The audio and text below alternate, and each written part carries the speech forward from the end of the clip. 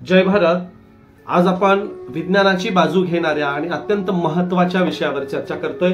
विषय आहे छद्म विज्ञान, ज्याला आपण सुडो सायन्स म्हणतो।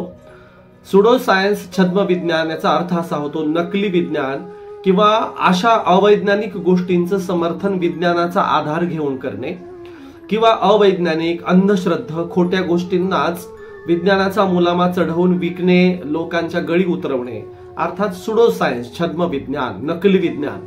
आणि म्हणून आपल्या अवतीभोवती, आपल्या कुटुंबापासून तर कुठल्या तरी सामाजिक मोठ्या कार्यक्रमांपर्यंत छद्म विज्ञानाचा प्रचार करणारी मंडळी आपल्या अवतीभोवती असते।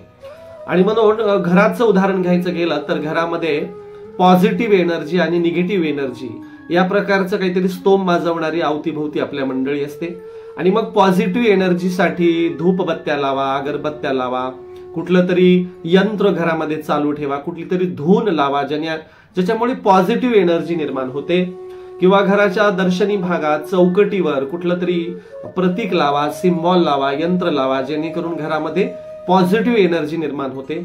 अशा प्रकारचं स्तोम माजवणारी, घरात कुठलं तरी होम हवन करायला लावणारी मंडळी असते, ज्याच्यातून ते अशा प्रकारे छद्म विज्ञानाचा, नकली विज्ञानाचा बुरखा पांघरलेले अवडंबर निर्माण करणारी अशी मंडळी असते। आणि जेणेकरून कुठल्या तरी आपल्या माणसांच्या विज्ञानाचा आधार घेऊन ते अशा अवैज्ञानिक गोष्टी गळी उतरवण्याचा प्रयत्न करत असतात। गर्भसंस्कारांच्या बाबतीत देखील अशाच प्रकारे बाळ पोटात असल्यावर पुस्तके वाचणे किंवा त्याच्या समोर काहीतरी चांगल्या कॅसेट, सीडी, व्हिडिओ लावणे या प्रकारची मांडणी करणारी मंडळी असते। याबद्दल डॉक्टरांचं म्हणणं असं आहे की बाळाला फक्त संवेदना कळतात, परंतु त्याच्या भावना अजून विकसित झालेल्या नसतात। त्यामुळे बाहेरच्या जगात काय व्हायलंय हे त्याला कळत नाही किंवा तो विचार करू शकत नाही, तो आणखीन भावना प्रधान बनलेला नसतो। त्यामुळे बाहेरच्या भावना गर्भावर परिणाम करतात। अशा प्रकारच्या बाबतीतही डॉक्टर लोकांचा प्रश्न आहे आणि दावा आहे की या प्रकारचं असं फार काही होत नाही। आणि म्हणून गर्भसंस्कारांच्या नावाखाली अतिरेकी कुठल्या तरी कृती करणे हा देखील छद्म विज्ञानाचा, सुडो सायन्सचाच एक प्रकार आहे, नकली विज्ञानाचा प्रकार आहे। आणि म्हणून हे छद्म विज्ञानाचा प्रसार करणारी मंडळी सर्वत्र तुम्हाला दिसते।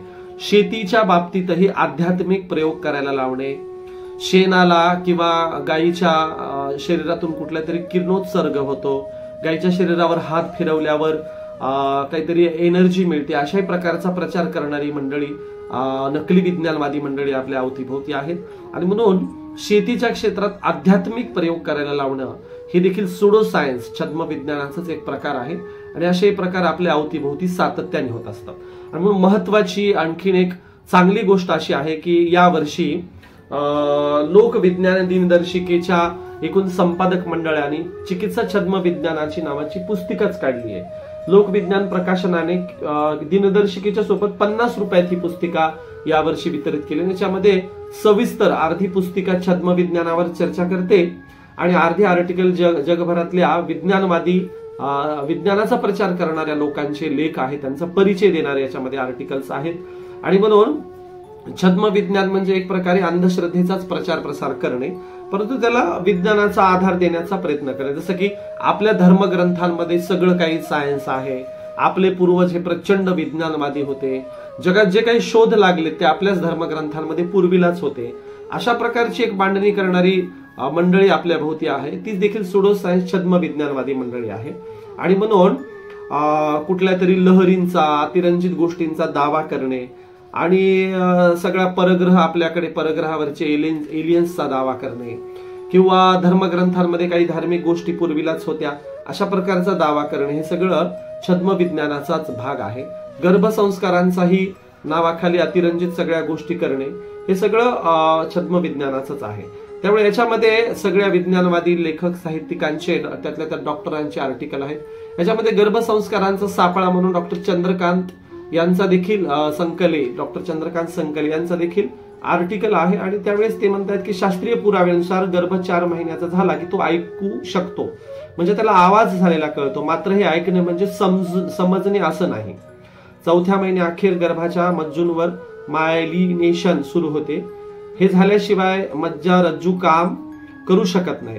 जन्मवेळेपर्यंत जेमतेम 12 ते 15% मज्जारज्जूंचे मायलिनेशन झालेले असते।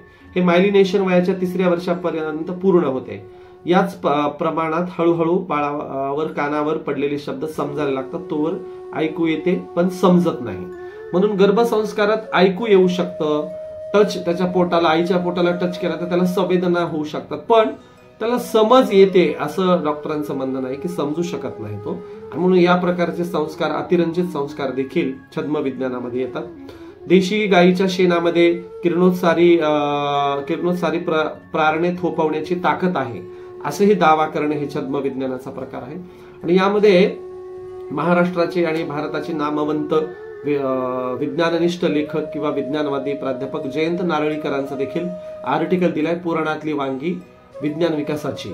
आणि म्हणून त्यांच्याद्वारे हे देखील इथं सिद्ध केले की आपण जे काही अतिरंजित दावे करतो की आपल्याकडे विमान होतं, पुष्पक विमान वगैरे, हे त्यांचं म्हणणं हे खोटं आहे. कारण त्याच्यासाठी तुम्हाला धावपट्ट्या असाव्या लागतील किंवा विज्ञानाचा जो काही क्रम असतो ते सिद्धांत तुम्हाला दाखवावे लागतील.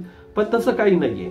आपली प्राचीन उडान कला याबद्दल रवी आमले यांचा आर्टिकल आहे आणि भारतात विमानाचा शोध लागला होता वगैरे याचा देखील त्यांनी पर्दाफाश केलेला आहे. आणि म्हणून मग विज्ञानाचा एक क्रम असतो, त्या क्रमानुसार जर काही होत असेल तर आपण त्याला विज्ञान म्हणूया, परंतु त्या क्रमातून कुठली गोष्ट जात नसेल तर त्याला विज्ञान कसं म्हणता येईल? म्हणून ते सुडो सायन्स. विज्ञान संज्ञेस पात्र ठरण्यासाठी काही पद्धती असतात, त्या पद्धतींची चर्चा प्रकाश घाटपांडे यांनी या चिकित्सा छद्म विज्ञानाच्या पुस्तकात केलेली आहे. ते म्हणतात विज्ञानासाठी काय असतं? पहिल्यांदा तर निरीक्षण, पुढे विज्ञानाची संरचना, प्रश्न, संयोजन, सामान्यीकरण, ग्रहित प्रमेय, पूर्वमूल्यांकन, निष्कर्ष आणि अपरिहार्यता. या गोष्टीतून ती गोष्ट सायन्स आहे हे प्रूव्ह होण्यासाठी जावं लागतं. म्हणजे पुनर्मूल्यांकन होईल, हजारो वेळा ते प्रयोग करावे लागतील. ते प्रयोग सिद्ध झाल्यावर मग ती विज्ञाननिष्ठ गोष्ट ठरेल. आणि म्हणून विज्ञाननिष्ठ ठरण्यासाठी काही प्रकारातून जावं लागतं, त्याचे निरीक्षण होतात, त्याची संरचना चेक केली जाईल, त्याबद्दल अनेक प्रश्न उपस्थित होतील, त्या प्रश्नांच्या उत्तरांना ते यथार्थपणे हे उतरलं पाहिजे आणि मग यातून विज्ञाननिष्ठ आहे असं आपल्याला म्हणता येईल. आणि म्हणून छद्म विज्ञानाला जर आपल्या अवतीभोवती कोणी म्हणत असेल की हे सायंटिफिक आहे तर आपण लगेच उघड केलं पाहिजे, खोटं विज्ञान उघड केलं पाहिजे, खोट्या विज्ञानाला नकारलं पाहिजे. आपण बघितलंय आता विदर्भात अमरावतीला कुठल्या तरी बुवा बापूंनी बिना गर्भाशयाची पिशवी असताना बाळ झालं असा दावा केला होता. मीडियावाले लोक त्या महिलेपर्यंत गेले आणि त्या महिलेने सांगितलं की नाही, गर्भाशयाची पिशवी आहे मला. आणि म्हणून गर्भाशयाच्या पिशवीशिवाय गर्भधारणा होऊ शकते हे देखील सुडो सायन्स, छद्म विज्ञान आहे, अवैज्ञानिक आहे, नकली विज्ञान आहे. विज्ञानाच्या संकल्पनांच्या बाहेर, विज्ञानाच्या ठरलेल्या विश्वाच्या बाहेर काहीही होऊ शकत नाही. एक संरचना असते, एक विज्ञानाची नियमावली असते, ज्याला भारतीय परिप्रेक्षात आपण प्रतित्य समुत्पाद, कार्यकारण भाव म्हणू शकू. आणि म्हणून विज्ञानास कार्यकारण भावावरच टिकतं, अशा कुठल्याही नकली दाव्यांवर विज्ञान टिकत नाही. आणि म्हणून नकली दाव्यांच्या पासून आपण सावध असलं पाहिजे आणि नकली दावे करणाऱ्यांना आपण वेळोवेळी उघड केलं पाहिजे. कुठले तरी खडे आणि अंगठ्या हातात घातल्यावर भाग्य उजळतं, खड्यांचा परिणाम आपल्या शरीरावर होतो, हे सुडो सायन्स, छद्म विज्ञान आहे. ग्रह ताऱ्यांचा प्रभाव मानवी मनावर आणि मानवी देहावर होतो, हे देखील सुडो सायन्स आहे. फलज्योतिषशास्त्र देखील सुडो सायन्स आहे, ज्याला विज्ञाननिष्ठ लोकांनी नकार दिलेला आहे. अनेक कुंडल्या एकत्र करून प्रयोगांती सिद्ध झालेले आहे की कोणत्याही ग्रह ताऱ्यांचा मानवी जीवनावर परिणाम होत नाही आणि राहू केतू नावाचे ग्रहच अस्तित्वात नाहीत, तरी देखील फलज्योतिषशास्त्र आजही राहू केतूला सोडायला तयार नाही. आणि म्हणून अशा प्रकारे फलज्योतिषशास्त्र देखील सुडो सायन्स, छद्म विज्ञान आहे, म्हणजे नकली विज्ञान आहे. अशा अनेक गोष्टी आहेत की ज्याला आपण बळी पडतो.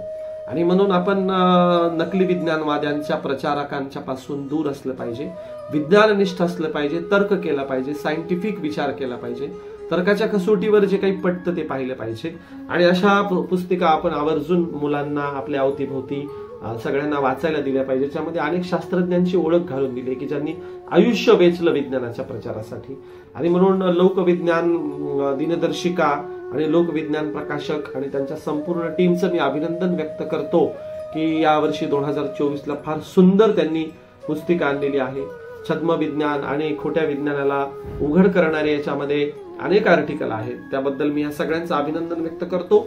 आणि आपल्या सगळ्या वाचकांना, श्रोत्यांना विनंती करतो की आपणही नकली विज्ञान समजून घ्या, खऱ्या विज्ञानाची कास धरा. धन्यवाद. जय भारत.